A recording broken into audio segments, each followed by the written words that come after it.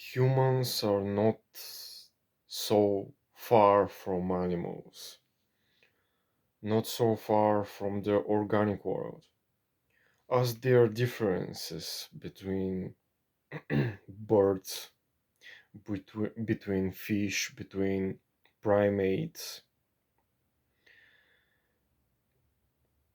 There's difference between people. There's a classification. There is the diversity. There are types, uh, psychological types, for example, between extrovert introvert, types between athletes, their bodybuilders, etc.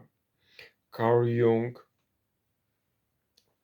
in one of his books and essays, says that the psyche, the consciousness, has four primary functions: thinking, feeling, sense, and intuition. Maxwell Maltz, in his book Psychocybernetics, he says there are four competencies. I know that I know. I don't know that I know. I don't know that I don't know. And I know that I don't know. Thomas Harris, the author of the book The Silence of the Lambs, in his book I am good, you're good, or I'm okay, you're okay, he says there are four basic positions among the relationships between people. I'm okay, you're okay. I'm okay, you're not okay. I'm not okay, you're not okay. And I'm not okay, you're not okay. There are basically four operations in the algebra: addition, subtraction, uh, multiplication. In this video, actually, I will talk about the four functions of the psyche. But I want to tell you something. Before we dwell into the psyche, there are basically three races among people. There are two genders, primarily. We know that there are conflicts and discrimination between the genders, um, between races, but I'm going to dwell and talk primarily about classes and class discrimination. What I mean under about class discrimination. There are primarily three classes: lower, middle, and higher class. There is a bias, an inclination of the middle and higher classes to exploit the lower class. What makes some people more successful than others? What makes some people successful and what makes some people miserable and broke? Had you ever seen a successful baby before? A baby with a costume, with money and so on? Or had you ever seen a negative baby? No, no, there are no successful babies or negative babies. Babies are babies. Among primates, orangutans, gorillas, chimpanzees, are there is there real estate or money or rich apartments and so on? No. The strongest, the alpha, is the one with the biggest muscles. In the psychology of B.F. Skinner, we have a very good distinction between controller and controllee. So the one who controls and the other whom is being controlled. Now, what the feeling or the sense or the thinking or the intuition tells you about some external object in the world. The sense tells you something about its modalities, its color, shape.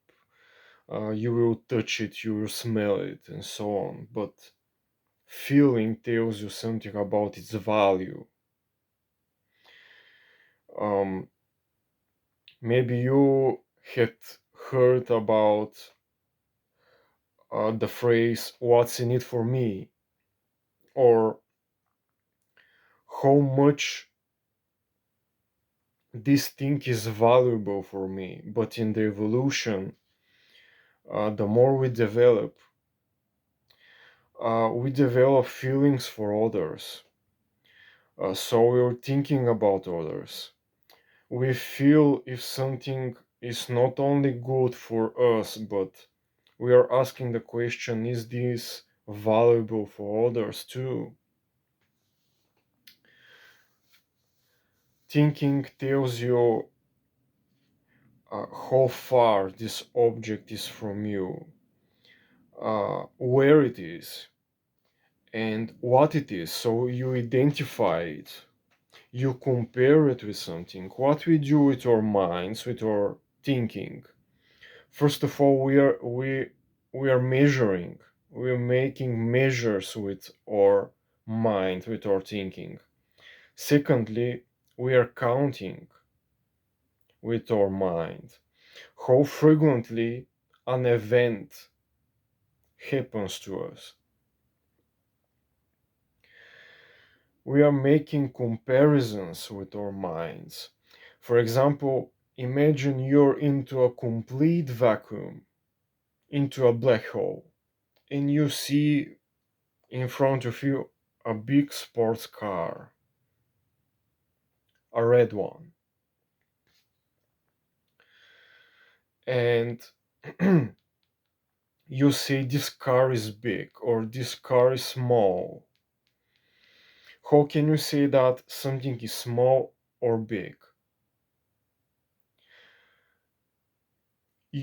Because you're comparing it. When you were a child, you start to compare yourself with your mother and your father.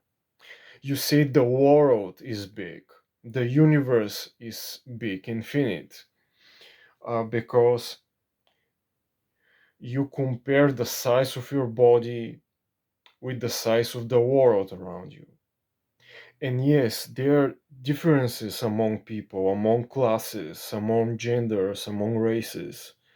And there's a bias and inclination of the middle and higher classes to control and manipulate and exploit the lower classes, the broke and poor innocent people. Some people are born poor without social support, and some are born rich with social support. And the differences among people are not as the differences between primates. In the human world is not like the wildlife, but people are not far from the organic and animal world and kingdom. What about intuition? What intuition tells you about something? First of all, intuition tells you something about its origin, about its past, from where it comes from, and where it's going. Intuition tells you something about the future, of this object or this thing outside of you or this person, as there is a distinction between mass and weight. So there's a distinction between attention and interest, between love and lust. You see, we as a humans, we can't occupy um, 1000 or 100 positions in space in the same time. We as humans, we can't have more than one bodies. I mean, you can have simultaneously three bodies at once. You have one body, but we at least have two minds, one conscious and one subconscious mind, one conscious and one subconscious. You, as a human, how can you feel like a man, think like a woman, and act like a child, or act as a man, uh, feel like a baby, and think like a woman? I mean, who are you? Tell me. From what you are primarily being affected by? I mean, by reward or by punishment? I mean, are you driven more by hate, less by love? I'm sure there are questions to which you have not a very deep answer. For example, what makes people insane or what makes a criminal criminal? When someone behave abnormally or aggressively, we say he's behaving as an animal, as a primate, as a proto-human. If someone is not acting like a human, if we strip off the knowledge and the religion of someone, what what is left off? Someone without intelligence, without religion, without anything else acts like an animal, acts like a corpse. I mean, like a living zombie, like a living corpse. Or let me say it in a mild version. Someone without intelligence, totally dependent on others, is acting like a baby, infantile. So if someone is not acting intelligently like a human, he is acting like a corpse, like an animal, like a baby. Can you imagine the world without digestive system or without genitals? You don't have appetite for anything. You don't need to eat or to drink. You don't need to have sex. So, um, where are the feelings? I mean, where's the pleasure? What we mean by emotion? From what someone has to be deprived to act like a criminal and to become insane? From what you have to be deprived of? First of all, I want you to think about your thinking.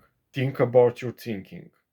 And your feelings, the way you feel will change, and the world around you will change immediately. And please remember, nature is indifferent. She's blind. God loves you no matter what. And the environment does not owe you anything. And everything you do counts. Everything you do is pulling you away or toward your goals. Thank you for watching this.